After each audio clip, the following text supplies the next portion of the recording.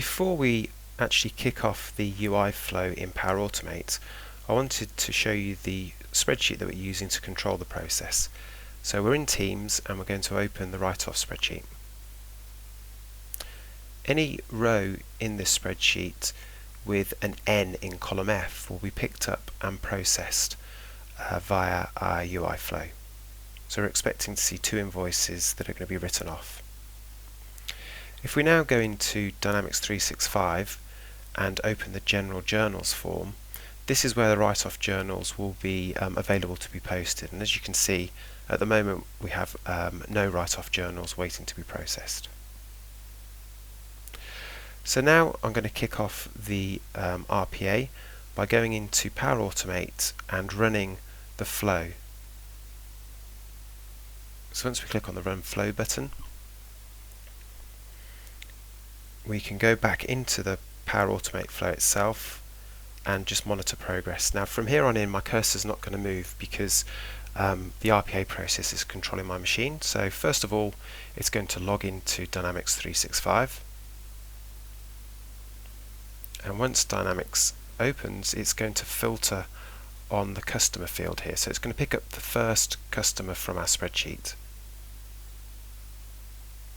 Once it's filtered on the customer, it's then going to go into the credit and collections form, which is where you can see all outstanding invoices, and it's now going to filter on the invoice that we want to write off. So we're filtering and now we're writing off with a write-off date and a reason code. So the first invoice has been written off.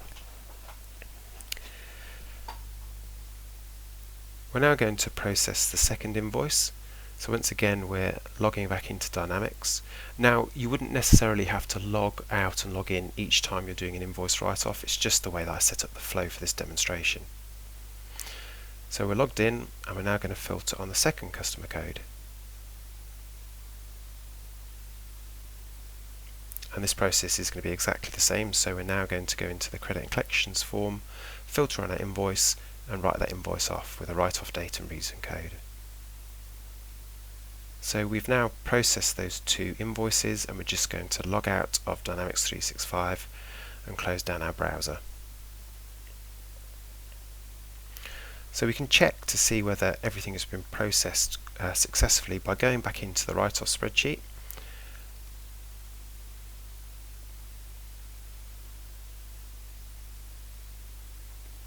And when that opens, you'll see that the two rows have been processed. We have a Y in column F and we have a date and time processed in column G. Next, we're going to go back into Dynamics 365 and have a look at the General Journals form. And there are two write-off journals, one for each of those invoices. And if we click on one of those particular write-off journals, we can just verify that the postings are correct. So this all looks good. And returning to the header screen, you can see that the user is the Power Automate user.